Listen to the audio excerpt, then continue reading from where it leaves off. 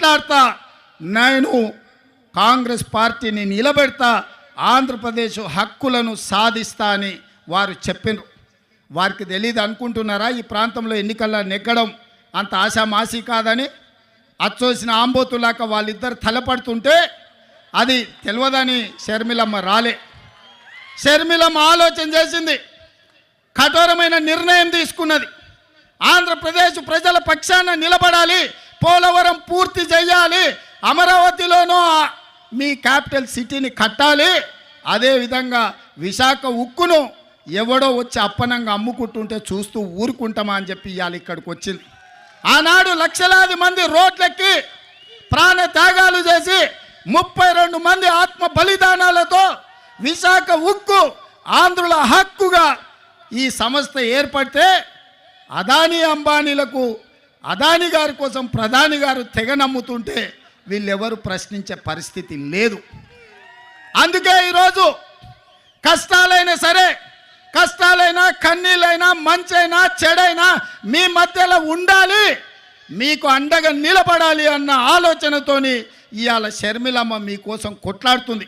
రాజకీయ ప్రయోజనం ఆశించో అప్పనంగా అధికారం వస్తుందనో ఇవాళ షర్మిలమ్మ కొట్లాడతలేదు. కష్టమైనా సరే ఇప్పుడు ప్రశ్నించే గొంతుగా ఉండాలి, ప్రజల పక్షాన నిలబడాలి అని ఆంధ్రప్రదేశ్ ప్రజల కోసం అండగా నిలబడడానికి షర్మిలమ్మ వచ్చింది. ఇవాళ కొంతమంది మాట్లాడుతున్నారు, రాజశేఖర రెడ్డి గారికి షర్మిలమ్మకు ఎట్లా ఆయన వారసత్వాన్ని క్లెయిమ్ చేస్తుందని. నేను ఆ సోయిలేని వాళ్ళని ఒక మాట అడగదలుచుకున్నా. రాజశేఖర రెడ్డి గారి చివరి కోరిక ఏందయ్యా? రాహుల్ గాంధీ గారిని ప్రధానమంత్రిని చెయ్యడమే చివరి కోరిక కింద మాట్లాడి, కాంగ్రెస్ పార్టీని అధికారంలోకి తేవడమే తన లక్ష్యంగా, తన బాధ్యతగా వైఎస్ఆర్ గారు మాట ఇచ్చిండ్రు. ఆడ కేవీపీ రామచంద్రరావు గారు, రఘువీర్ అన్న ఉన్నాడు, ఆయనకు అత్యంత సన్నిహితులు. వారు చెప్పిందే రాహుల్ గాంధీ గారిని ప్రధానమంత్రిని చేయాలి, కాంగ్రెస్ పార్టీకి అత్యధికంగా సీట్లు తీసుకురావాలి. ఏ రోజు కూడా రాజశేఖర రెడ్డి గారు బీజేపీతో అంటగాగలే, బీజేపీ నీడని కూడా రాజశేఖర రెడ్డి గారి మీద పడనివ్వలే. ఏ రోజు కూడా సెక్యులర్ ఫోర్సెస్కు వెనకాల నిలబడ్డాడు. ఏ రోజు కూడా కమ్యూనల్ ఫోర్సెస్తో అంటగాగలే. అధికారం ఉన్నా అధికారం లేకపోయినా, కేసులు పెట్టినా, జైల్లో పెట్టే పరిస్థితి వచ్చినా, ఒక ప్రజాస్వామికవాదిగా, ఒక సెక్యులర్ నాయకుడిగా వైఎస్ఆర్ నిలబడ్డాడు. మరి వైఎస్ఆర్ వారసులమని చెప్పుకునేటోళ్ళు ఇవాళ ఎవరి పక్కన నిలబడ్డారు, ఎవరి ఆశయం కోసం కొట్లాడుతున్నారని నేను అడుగుతున్నా.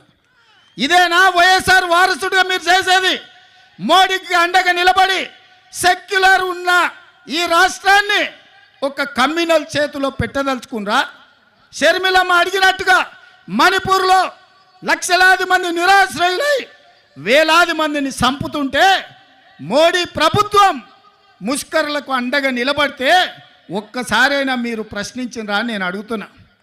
గోద్రాలో సంఘటనలు జరుగుతుంటే మోడీని ఆ రోజు వైఎస్ఆర్ గారు అడిగినరు, కడిగినరు. మరి ఆయన వారసులైతే మణిపూర్లో జరిగిన అరాచకం మీద మాట్లాడాలి కదా, ఎందుకు మాట్లాడలేదు మిత్రులారా? మీరా వైఎస్ఆర్ వారసులు? షర్మిలమ్మ పక్కన వైఎస్ఆర్ అని ఎట్లా పెట్టుకుంటుందని, వైఎస్ఆర్ అంటేనే వై షర్మిలారెడ్డి, ఆమె పేరే వైఎస్ఆర్. కొత్తగా వైఎస్ఆర్ పెట్టుకునేది ఏముందయ్యా? షర్మిలారెడ్డి అంటేనే వైఎస్ఆర్ అంటేనే షర్మిలమ్మ, అవతల షర్మిల అనాల్సిన పనే లేదు మిత్రులారా. వైఎస్ఆర్ అంటేనే షర్మిలమ్మ, నిజమైన వారసురాలు షర్మిలమ్మ.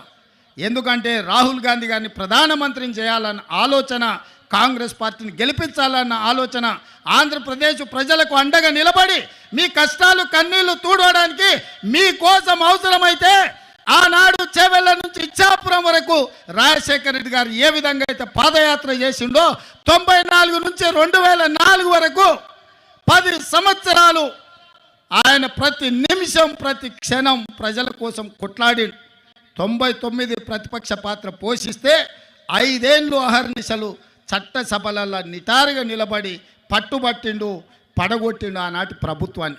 మరి ఇవాళ మిమ్మల్ని అడగదలుచుకుని వేదిక మీద నుంచి ఆంధ్రప్రదేశ్ ప్రజలు, మీరు విజ్ఞులు, తెలివి కల్లోలు, ప్రపంచంలోనే ఆంధ్రప్రదేశ్కు సంబంధించిన వాళ్ళు ఐటీ రంగాలలో, ఫార్మా రంగాలలో, ఐఏఎస్లలో, ఐపీఎస్లలో రాణించిన వాళ్ళు, ప్రపంచానికి ఒక దిక్సూచిగా మారిన వాళ్ళు ఈ ప్రాంతం నుంచి ఉన్నారు. ఇవాళ సింగపూర్ ఎట్లుంటుందో విశాఖపట్నం అట్లుంటుంది. ప్రపంచ దేశాలతోని పోటీ పడగలిగిన సత్తా మీకున్నది.